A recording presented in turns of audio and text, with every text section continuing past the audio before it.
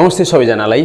हामी सिकिन्छ एकाडेमी अन्तर्गत फन्डामेन्टल एनालाइसिस र टेक्निकल एनालाइसिस दुईटैको रिभाइजदेखि कहाँनिर मिस्टेक भयो हामी धेरै उतार चढाव देखिसक्यौं र अब यसलाई कहाँ कुरामा सुधार्न सकिन्छ भन्ने पर्सपेक्टिभबाट हेरेर नयाँ कुराहरू हामी सिक्दैछौँ है त। अब यो भिडियोमा चाहिँ हामीले इन्भेस्टिङको फन्डामेन्टलको बारेमा कुराकानी गरिन्छ। वास्तवमा लगानी गर्ने भनेको के हो, इन्भेस्ट गर्ने भनेको के हो, यहाँनिर नै हाम्रो त्रुटि भएको छ कि यहाँ चाहिँ हामीले पहिला नम्बरमा हामीले ख्याल गरिन्छ। अर्को कुरा इन्भेस्टिङ र कम्पाउन्डिङमा के फरक छ त्यो कुराकानी चाहिँ हामीले पत्ता लगाउने कोसिस गरिन्छ र कम्पाउन्डिङ कर्वको बारेमा बुझ्ने कोसिस गरिन्छ। वास्तवमा कम्पाउन्डिङ त कम्पाउन्डिङ भनिन्छ सबैजनाले, eighth wonder of the world भनेर अल्बर्ट आइन्स्टाइनले पनि भनेको देखिन्छ र त्यो कम्पाउन्डिङ भनेको कुरा सबैजनाले व्यवहारमा लागू गर्न किन सकिया छैन र त्यसमा के प्रब्लम हुन्छ हैन। त्यो कम्पाउन्डिङले वास्तवमा त्यसलाई चाहिँ आफ्नो जीवनमा प्रयोग गर्नको लागि चाहिँ हामीले के कुरामा ध्यान दिनुपर्छ भन्ने कुरालाई हामीले चाहिँ भिडियोको दोस्रो सिरिजमा कुराकानी गर्छौँ नि अन्तिममा हामीले इन्भेस्ट गर्दाखेरिमा आफ्नो क्यारेक्टर अनुसार कसरी आइडेन्टिफाई गर्ने कि मेरो लागि कुन टाइपको इन्भेस्टिङ सुइट हो भनेर हामी त्यसको बारेमा कुराकानी गर्छौँ। तीनटा भिडियोको सेक्सन छ, यो भिडियो एकदमै इम्पोर्टेन्ट छ। हामीहरू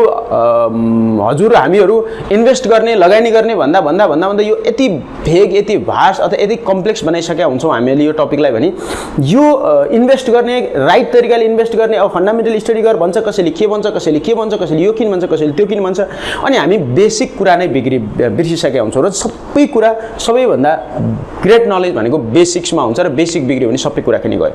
त्यसकारणले गर्दा यो भिडियो अन्तिमसम्म एकदमै क्रुसियल छ, अन्तिमसम्म हेरेर साथ दिनुहुन्छ र यो भिडियो इन्जोय गर्नुहुन्छ भन्ने चाहिँ मेरो अपेक्षा हो है त। इन्भेस्टिङको कुराकानी गर्नुपर्दाखेरिमा पहिला म यहाँदेखि गएँ। वास्तवमा इन्भेस्टिङ भनेको के हो त? इन्भेस्टिङ भन्दाखेरिमा लगानी गर्ने भनेको हामीले मोनिटरी अथवा पैसाको रूपमा मात्रै बुझ्नु भएन। लगानी गर्ने भनेको जेसुकै पनि कुरा के हो भने हामीले सर्टेन आफ्नो रिसोर्स, चाहे पैसा होस्, चाहे समय होस्, चाहे मेहनत होस् लाई काममा लगाउने कुराकानी भनेको making your money work for yourself भनेको तपाईको लागि तपाईको पैसाले काम गर्ने बनाउने भनेको वास्तवमा लगानी गर्ने हो है। अब यो केसमा के कुरा म्याटर गर्छ त? सबैभन्दा बेसी लगानी गर्दाखेरिमा अथवा इन्भेस्ट गर्दाखेरिमा के कुरा म्याटर गर्छ त भन्ने कुराकानीमा सबैभन्दा बेसी म्याटर गर्ने कुराकानी भनेको रिटर्न। लगानी अब रिटर्नको कुराकानी गर्दाखेरिमा रिटर्न मात्रै हेरेर भएन हैन, रिटर्नलाई हामीले केसँग जोडेर हेर्नु पर्यो त भन्दाखेरिमा रिलेटिभ टु द रिस्क, कति रिस्क लिन्छौँ त हामीले, हामीसँग पैसा छ त्यो पैसा हामी कसैको कन्ट्रोलमा अरूको कन्ट्रोलमा दिँदैछौँ भनिसकेपछि रिस्क एसोसिएटेड छ हैन। रिस्क एसोसिएटेड छ भने मैले गरेको लगानीको रिस्कको तुलनामा रिटर्न कति हुनुपर्छ यो महत्त्वपूर्ण कुराकानी हो है। भनेको अब यसलाई हामीले अझ उदाहरणको लागि बुझ्नु पर्दाखेरिमा लार्ज क्यापिटल भएको कम्पनीमा इन्भेस्ट गर्दाखेरिमा रिस्क कम हुन्छ भन्ने बुझिन्छ, ब्याङ्कमा फिक्स्ड डिपोजिटमा राख्दाखेरिमा रिस्क कम हुन्छ भन्ने बुझिन्छ, त्यस्तै गरी बिजनेसमा लगानी गर्दा रिस्क ज्यादा हुन्छ भनिन्छ। विभिन्न कुराहरू छ जसमा रिस्क र रिवार्ड, मैले रिटर्न कति पाउँछु हैन। मैले राम्रो कम्पनीमा लगानी गरेर म 15% रिटर्नमा अथवा 12% रिटर्नमा म चित्त बुझाउनको लागि पनि तयार हुन्छु भने म अलिकति ठिकठिकैको कम्पनीमा लगानी गर्दाखेरिमा चाहिँ मलाई रिटर्न चाहिँ 35% 40% चाहिन्छ है हैन भने मैले त्यो रिस्क लिएको अर्थ भएन भनेर चाहिँ मैले लगानी गर्न खोज्छु। यसरी लगानी रिस्कको आधारमा रिटर्न कति हुन्छ त यसलाई ख्याल गर्नु पर्यो रिलेटिभ टु योर टाइम। अब यदि त्यो तपाईको लगानीले तपाईले गरेको लगानी सँगसँगै तपाईको टाइम पनि समय पनि प्रयोग भएको छ, समय पनि युज भएको छ भने चाहिँ त्यसमा ख्याल गर्नुपर्छ कि तपाईको समयको आधारमा पनि त्यसले रिटर्न दिनुपर्छ। तपाईको पैसालाई लगाउनु भएको छ एउटा, दोस्रो समय लगाउनु भएको छ, दोस्रोको आधारमा रिटर्न दिँदाखेरिमा तपाईको रिटर्न चाहिँ धेरै हुनुपर्छ। भनेको ट्रेडिङ भनेको अ टाइप अफ इन्भेस्टिङ नै हो जसमा हामी समय धेरै, आफ्नो दिमाग धेरै, आफ्नो चाहिँ टाइम र नलेज धेरै चाहिँ हामी प्रयोग गरिन्छ, जसको कारणले गर्दाखेरिमा इन्भेस्टिङ भन्दा बेसी रिटर्नको हामीले एक्सपेक्टेसन गरिन्छ। सही कुराकानी हो है त। त्यसकारणले गर्दा तपाईको पैसाले तपाईको टाइम पनि लिएर गएको छ भने त्यसको रिटर्नमा चाहिँ तपाईले ध्यान दिनुपर्छ, अलिकति बेसी हुनुपर्छ। तेस्रो नम्बरको कुरा रिलेटिभ टु योर एनर्जी भनेको तपाईको हामीसँग फाइनाइट एनर्जी छ नि, टाइम जस्तै पैसा जस्तै गरी मनी टाइम जस्तै गरी एनर्जी पनि फाइनाइट छ भने त्यो एनर्जी चाहिँ हाम्रो दिमाग, हाम्रो स्ट्राटेजी, हाम्रो चाहिँ तपाईको ब्रेन एनर्जीदेखि लिएर मेन्टल एनर्जीदेखि लिएर तपाईको फिजिकल एनर्जी यदि युज भएको छ भने त्यसलाई पनि कन्सिडरेसन गरेर मलाई यति रिटर्न चाहिन्छ भनेर तपाईले एउटा प्यारामिटर सेट गर्नुपर्छ अनि त्यो अनुसार तपाईको रिटर्न मेन्टेन भएको छ कि छैन इन्भेस्टमेन्टलाई ट्र्याक गर्ने। यति हो, सिम्पल, यहाँभन्दा धेरै कुरा केही छैन। अब इन्भेस्टिङ र कम्पाउन्डिङमा धेरैजना कन्फ्युज भएको पाइन्छ। वास्तवमा हामीले गर्नुपर्ने इन्भेस्ट हो कि कम्पाउन्डिङको लागि काम गर्नुपर्ने हो त?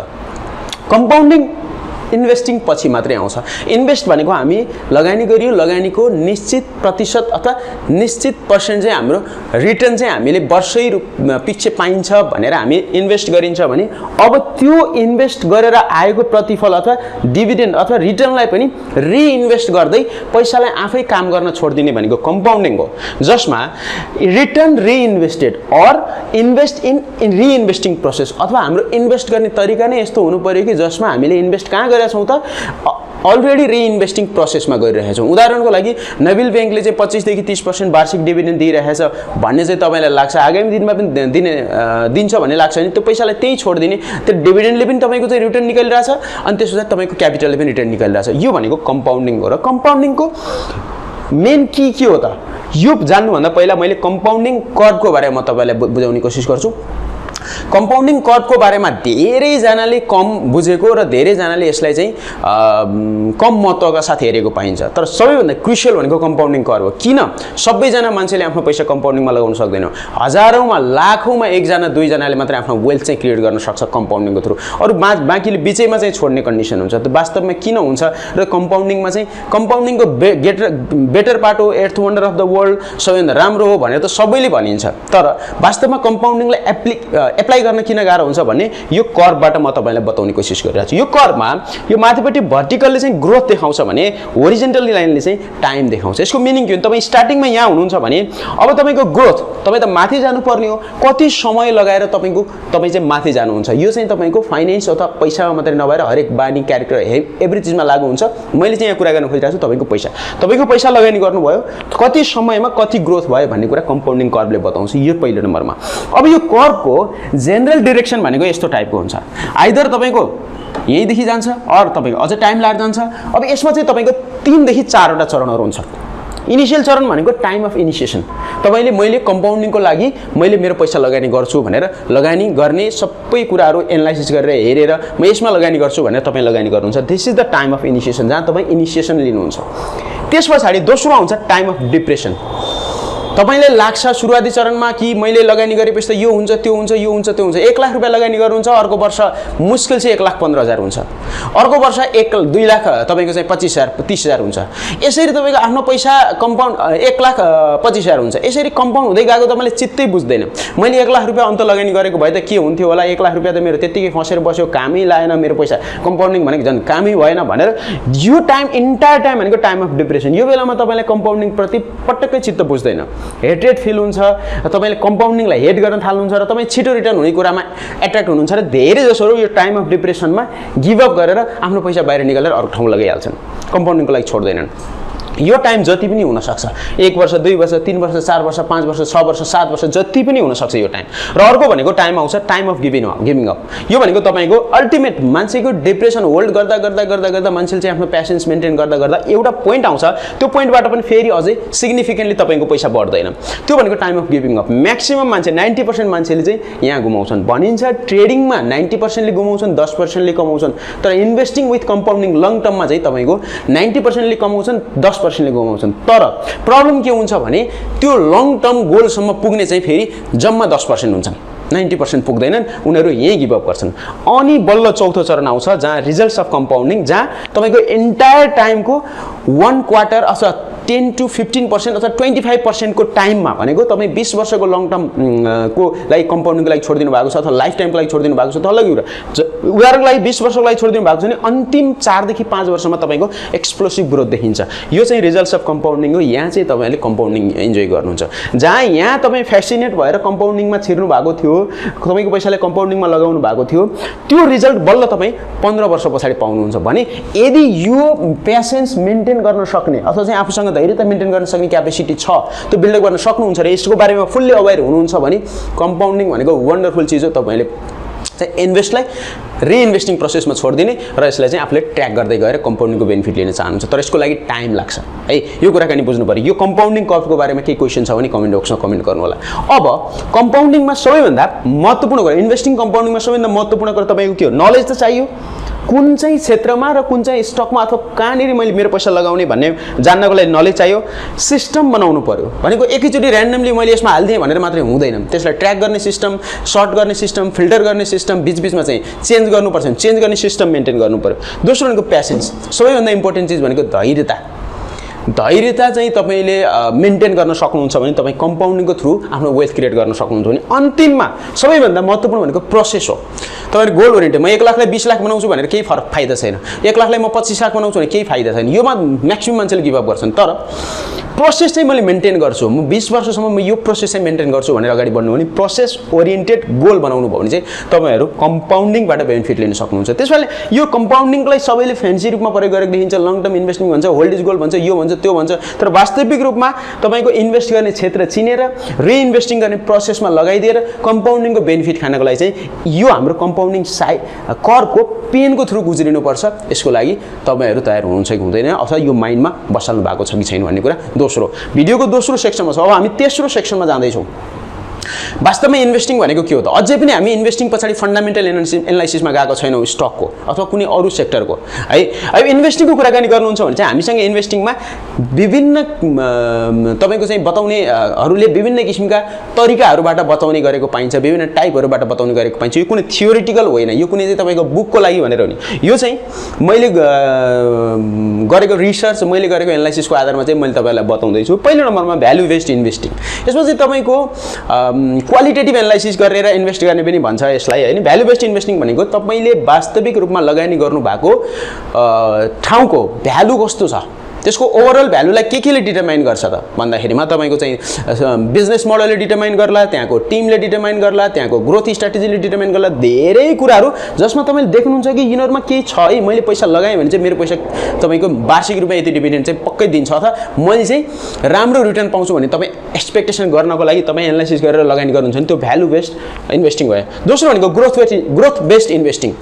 अब ग्रोथ बेस्डको कुराकानी गर्नु पर्दाखेरिमा चाहिँ यस्तो खालको लगानी गर्नेहरूले चाहिँ वास्तवमा साना अथवा मजौला कम्पनीहरू, साना अथवा मजौला बिजनेसेसहरू अथवा चाहिँ तपाईँको अहिलेसम्म कसैको नजरमा नपरेका कम्पनीहरूमा चाहिँ अथवा ठाउँहरूमा चाहिँ लगानी गर्ने गर्दछन्, जसमा उनीहरूले क्लियर देख्छन् कि जुन बिजनेस अथवा जुन टिम छन् उनीहरू ग्रोथको लागि भोको छन्, उनीहरूको स्ट्र्याटेजी, उनीहरूको चाहिँ सिस्टम सबै कुरा एक्सप्लोसिभ ग्रोथको लागि चाहिँ रेडी भएर बसेको छ अथवा बस्ने क्रममा छ भने पत्ता लगाउनुहुन्छ भने चाहिँ ग्रोथ बेस्ड इन्भेस्टिङ, जहाँ तपाईँ वार्षिक डिभिडेन्डको खासै प्रवाह गर्नुहुन्न, तर 10 वर्षमा चाहिँ यो कम्पनी आज 1 छ भने भोलिका दिनमा 15 पुग्छ भने चाहिँ तपाईँको बिलिभ हुन्छ, जहाँ तपाईँ ग्रोथ बेस्ड इन्भेस्टिङ। यसमा तपाईँको मल्टिब्यागर स्टकहरू अथवा चाहिँ मल्टिब्यागर रिटर्न चाहिँ निकाल्ने किसिमको पनि स्ट्र्याटेजी हुन्छ। यसको लागि एकदमै तपाईँको क्रिटिकल रूपमा रिसर्च र एनालाइसिसको जरुरी पर्छ।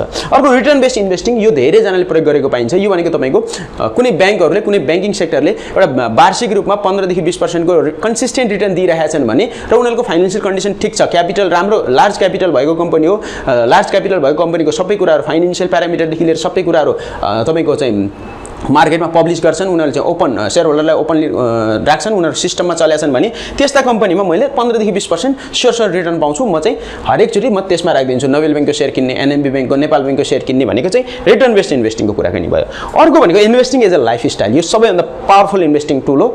यिनीहरूलाई एज अ लाइफस्टाइलको रूपमा इन्भेस्ट गर्ने मान्छेहरूलाई चाहिँ इन्भेस्टिङको बारेमा, कम्पनीको बारेमा, बिजनेसेसको बारेमा त्यति धेरै थाहा नहोला, उनीहरूले सामान्य इन्फर्मेसनको मात्रै लागि आधारमा मात्रै इन्भेस्ट गर्ने गर्छन्। उदाहरणको लागि कसैसँग सोध्यो मैले कुन ब्याङ्कको सेयर किन्ने भने नोबेल ब्याङ्कको, एनबिएल ब्याङ्कको अथवा चाहिँ नेपाल ब्याङ्कको सेयर किन्ने भन्यो भने चाहिँ उनीहरूले नेपाल ब्याङ्कको सेयर किन्छन्, तर उनीहरूले चाहिँ सिस्टमेटिक इन्भेस्टमेन्ट प्लान बनाएर इन्भेस्ट गरिदिन्छन्। यो चाहिँ लाइफस्टाइलको रूपमा, जस्तो मेरो आफ्नो पर्सनल लाइफस्टाइलको रूपमा मैले इन्भेस्ट गर्ने के हुनसक्छ त भन्दा मैले फाल्तु कमाएको, मैले टिकाटालोबाट आएको, यताबाट आएको, उताबाट आएको, मैले मेरो स्यालेरी बाहेक अरू कमाएको पैसा जति मैले सेयरमा लगाइदिन्छु, इन्भेस्टमेन्ट गरिदिन्छु।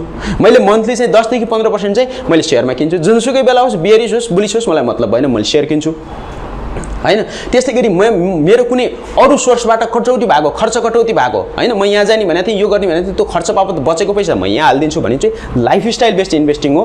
खासै धेरै नलेज थाहा नभए पनि यिनीहरूले चाहिँ एक्सप्लोसिभ ग्रोथ चाहिँ तपाईँको अथवा एक्सप्लोसिभ रिटर्न चाहिँ निकाल्छन्, किनभने यिनीहरूले आफ्नो इन्भेस्टमेन्टको खासै टेन्सन हुँदैन, बिर्सेर बसिरहेका हुन्छन् र तपाईँको चाहिँ नजानिदो पारामा यिनीहरूलाई कम्पाउन्डिङ ग्रोथ मिल्छ, कम्पाउन्डिङ अथवा एउटा चाहिँ रिटायरमेन्ट रिटर्न मिल्छ है। यो लाइफस्टाइल इन्भेस्ट तपाईँको लागि कुन सुइटेबल छ कमेन्ट बक्समा कमेन्ट गर्नु होला। र अर्को सबैभन्दा महत्त्वपूर्ण कुरा भनेको एक्जिट र एक्जिट स्ट्र्याटेजीहरू। कसैले पनि सोचे आउँदैन म कहिले एक्जिट गर्ने भनेर, र एक्जिट गर्ने स्ट्र्याटेजी के हो, म के पाएर के लिएर एक्जिट गर्ने र त्यो एक्जिट गरिसकेपछि अब मैले के गर्ने त इन्भेस्ट गरिसके पछाडि पहिलो चरण भनेको एनालाइसिसको चरण हुन्छ जहाँ म एनालाइसिस गर्छु म यही नै इन्भेस्ट गर्ने भनेर मैले पत्ता लगाउँछु दोस्रो इन्भेस्ट गर्ने ट्र्याक गर्ने चरण हुन्छ तेस्रो भनेको त्यो इन्भेस्टबाट प्राप्त रिटर्न अथवा त्यो इन्भेस्टमेन्टबाट बाहिर निस्किसकेपछि म के गर्ने भन्ने कुरा गर्ने यो पनि महत्त्वपूर्ण हुन्छ यो पनि पहिले नै सोच्नुपर्छ एक्जिट स्ट्र्याटेजीहरू है यसको बारेमा डिटेल भिडियो चाहिँ मैले पछि बनाउला त्यस पछाडि सबैभन्दा नेपालको मिथहरूको कुराकानी गर्नुहुन्छ भने चाहिँ होल्ड इज गोल्ड छोडिदिनुहोस् यो होइन इन्भेस्ट गर्नु भएको छ भने होल्ड इज गोल्ड भन्ने होइन तपाईँको निश्चित टाइम फ्रेम हुन्छ तपाईँ कम्पाउन्डिङको लागि छोड्नुहुन्छ त्यो होल्ड इज गोल्ड भन्ने त्यहाँ टर्म आउँदैन है र दोस्रो भनेको क्रिम कम्पनी यो त्यो भनिन्छ यो कसैले तपाईँको आफ्नो क्यारेक्टर तपाईँको आफ्नो एनालाइसिसबाट कुनै कम्पनी बेस्ट सुटेबल फर तपाईँको लागि लागेको छ भने तपाईँले काम गर्ने तपाईँले चाहिँ इन्भेस्ट गर्ने हो त्यो पनि तपाईँ चाहिँ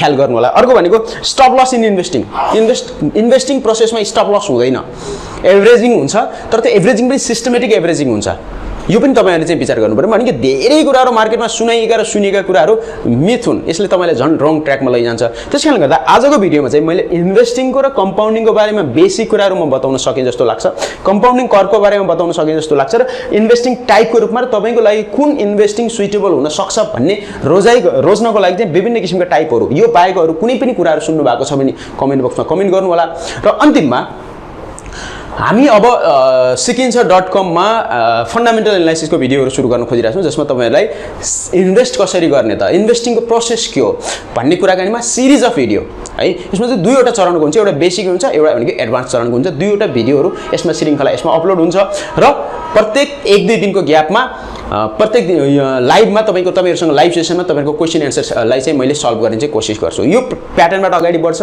अब यसको लागि चाहिँ हाम्रो फी भनेको वार्षिक रूपमा जम्मा 3000 रुपैयाँ यसमा तपाईहरुले पाउनुहुन्छ 4 वटा टेक्निकल एनालाइसिसका भिडियोका सिरिजहरु भनेको 50 देखि 60 वटा भिडियोहरु तपाईको टेक्निकल एनालाइसिसको 10 देखि 25 वटा भिडियोहरु फन्डामेन्टल एनालाइसिस अनि त्यसपछि चाहिँ रियल एस्टेट र बिजनेस एन्टरप्रेन्योरशिप सम्बन्धी मैले कन्ट्रिब्युट गर्न सक्ने कुराहरु सबै सेम फीमा पाउनुहुन्छ अहिलेसम्म रेजिस्टर गर्नु भएको छ भने रेजिस्टर गर्नु होला छिट्टै सुरु हुँदैछ हाम्रो फन्डामेन्टल एनालाइसिसका भिडियोका सिरिजहरु यो भिडियो चाहिँ त्यही एउटा भिडियोको सुरुवाती हो भनेर बुझ्नुस् 1-2 वटा भिडियोहरु युट्युबमा होला बाँकी सबै भिडियोहरु सिकिन्छमा अपलोड हुनेछ भन्दै यो एउटा म आजको भिडियोबाट चाहिँ बिदा लिन चाहन्छु के जान्न चाहनुहुन्छ कमेन्ट बक्समा कमेन्ट गर्नु होला तपाईहरुको आगामी दिनहरु आगामी टाइमहरु सुखद रहोस् नमस्ते